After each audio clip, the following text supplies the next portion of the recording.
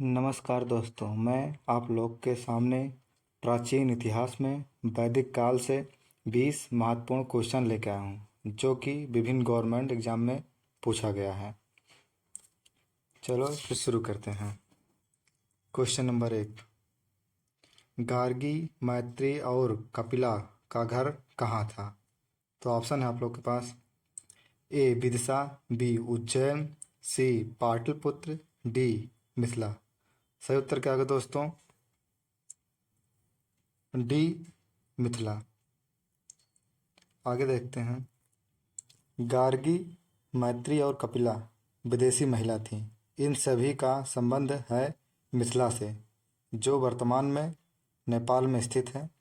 ऋग्वेद काल में बहुत सी विदेशी महिला का जिक्र है, जैसे अपाला, विश्वास, वारा, लोपामुद्रा। आगे देखते हैं दोस्तों। क्वेश्चन नंबर 2, निम्नलिखित में से किस वेद में प्राचीन वैदिक युग की सभ्यता के बारे में सूचना दी गई?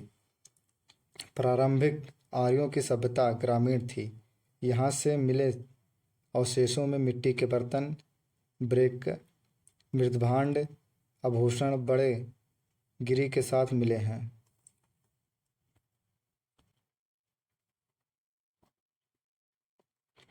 आगे देखते हैं। प्रारंभिक आर्यों की सभ्यता ग्रामीण थी। यहाँ से मिले अवशेषों में मिट्टी के बर्तन, मृदभांड, आभूषण, बढ़ईगीरी के साक्ष्य मिलते हैं। यह लोगों लोहे से परिचित नहीं थे। लोहा उत्तर वैदिक काल में खोजा गया था। पूर्व वैदिक काल में लोग तांबे से परिचित थे। आगे देखते हैं। क्वेश्चन नंबर 4, भारतीय शासन के प्रतीक शब्द सत्यमेव जयते निम्नलिखित में से किस ग्रंथ से लिया गया था? ऑप्शन ए है उपनिषद, बी मुंडकोपनिषद, सी यजुर्वेद, डी रामायण। सही उत्तर क्या होगा दोस्तों? बी मुंडकोपनिषद। आगे देखते हैं।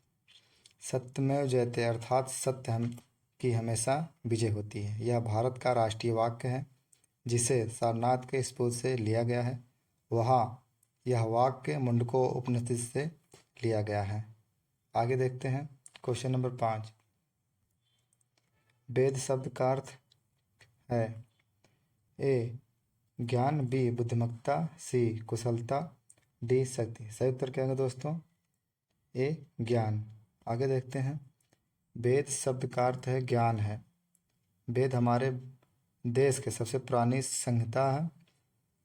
वेदों की संख्या 4 है। आगे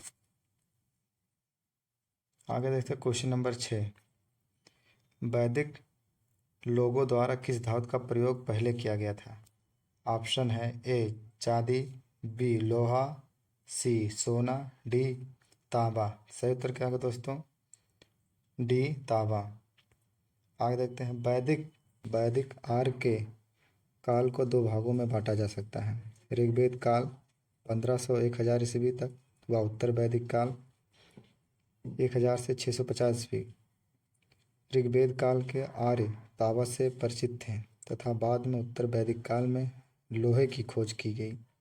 लोहे की खोज के बाद कृषि में क्रांति परिवर्तन हुई और सभ्यता ग्रामीण से महाजनपदों के विकास की ओर उन्मुख हुई।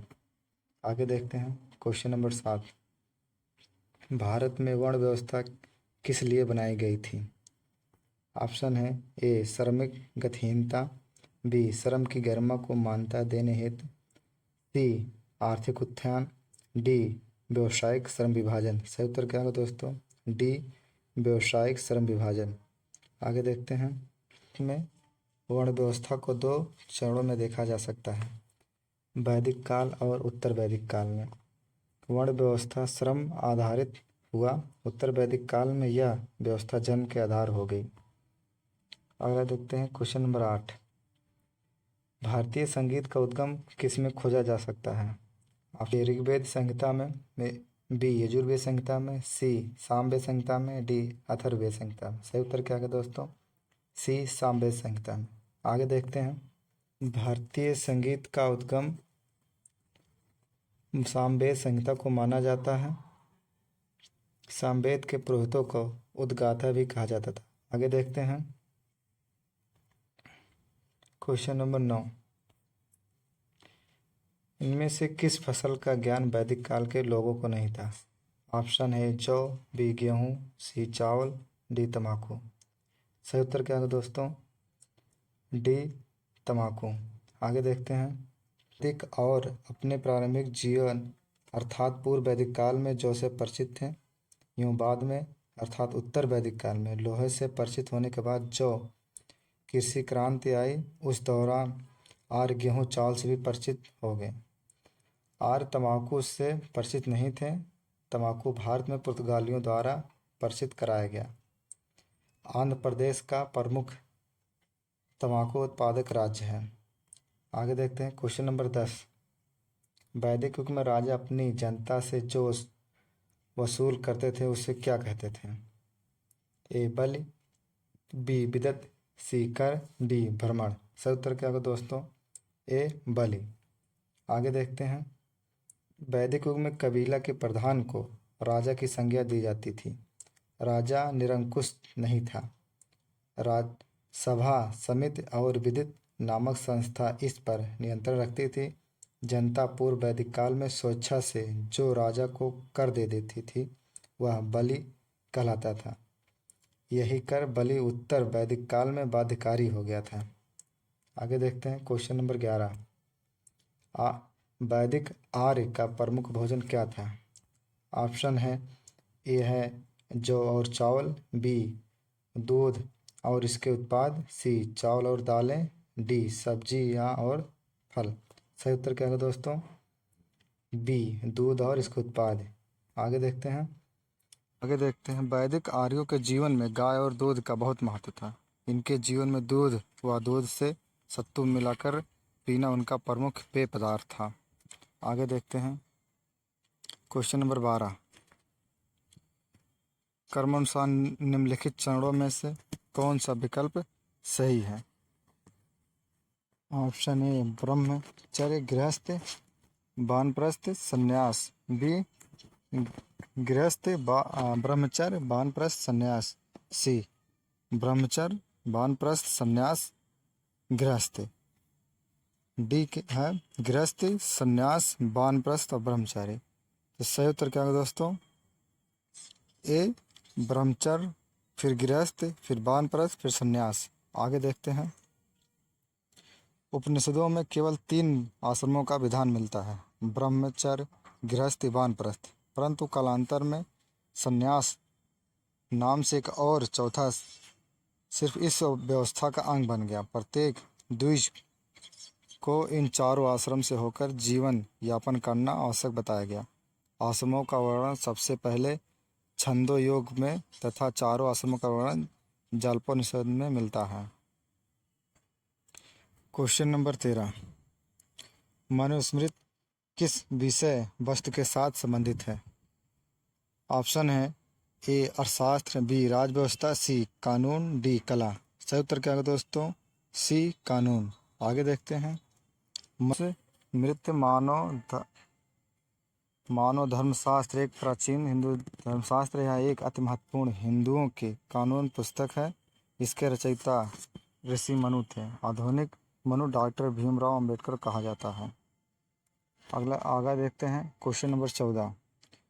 कंबोडिया के किस प्रसिद्ध मंदिर में रामायण और महाभारत के चित्र दिखाए गए हैं? ऑप्शन है बोरो बहादुर, बी कैलाशनाथ, सी अंकोर वाट, डी बृहदेश्वर मंदिर। सही उत्तर क्या होगा दोस्तों? सी अंकोर वाट। आगे देखते हैं कंबोडिया का अंकोर वाट एक विश्व प्रसिद्ध मंदिर है। इस मंदिर पर रामायण और महाभारत के चित्र को दर्शाया गया है। यह विश्व के सबसे पहले बड़े मंदिरों में एक है। नेक्स्ट देखते हैं क्वेश्चन नंबर 15। उपनिषद शब्द का शाब्दिक रूप से अर्थ क्या होता है? ए ज्ञान, बी सस्वर पाठ, सी बुद्धिमत्ता, डी पास बैठना। सही उत्तर क्या होगा दोस्तों? डी पास बैठना। आगे देखते हैं क्वेश्चन नंबर 16। किस पंडित ने दक्षिण भारत का आर्यकरण किया था? ए याज्ञवल्क्य, बी गुरु वशिष्ठ, सी अगस्त, डी विश्वामित्र। सही उत्तर क्या दोस्तों? सी। आंसर नंबर सी, ऋषि अगस्त। आगे देखते हैं। दक्षिण भारत में आर्य संस्कृत के प्रसार का श्रेय ऋषि अगस्त को जाता है। संगम साहित्य से ज्ञात होता है कि दक्षिण में आर्य सभ्यता के तत्वों का प्रसार ऋषि अगस्त इंडिया ने किया था। प्रथम संगम मदुरई में रिश्ते।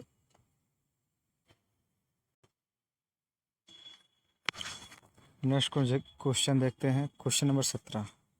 भारत पर पहला आक्रमण किसने किया था? ए आर्यों, बी ग्रीक, सी पार्सियन, डी अरब। सही उत्तर क्या होंगे दोस्तों? ए आर्यों ने। आगे देखते हैं। भारत पर पहला आक्रमण करने वाले आर्य आए थे। ऋग्वेद में इंद्र को पुरंदर अर्थात किलों को तोड़ने वाला कहा जाता है। यह नारियों के बीच संघर्ष से भी जिक्र है। आगे देखते हैं। भारत पर पहला आक्रमण आर्य करने वाले आए थे। ऋग्वेद में इंद्र को पुरंदर अर्थात किलों को तोड़ने वाला कहा गया।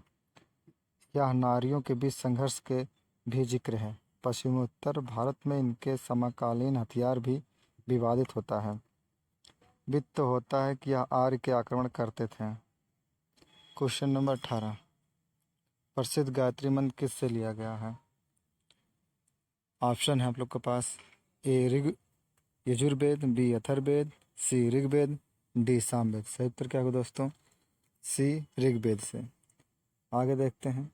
प्रसिद्ध गायत्री मंत्र ऋग्वेद के तीसरे मंडल से लिया गया है। यह सूर्य देवता को समर्पित है। आगे देखते हैं। Question number 19। आर्यों के नाम कौन सा भाषा था?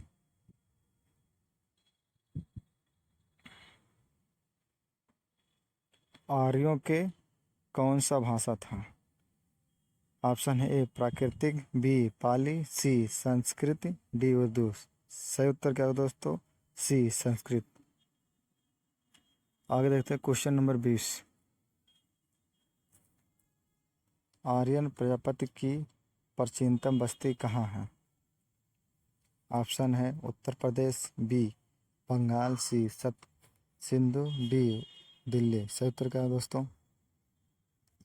सी सप्त सिंधु।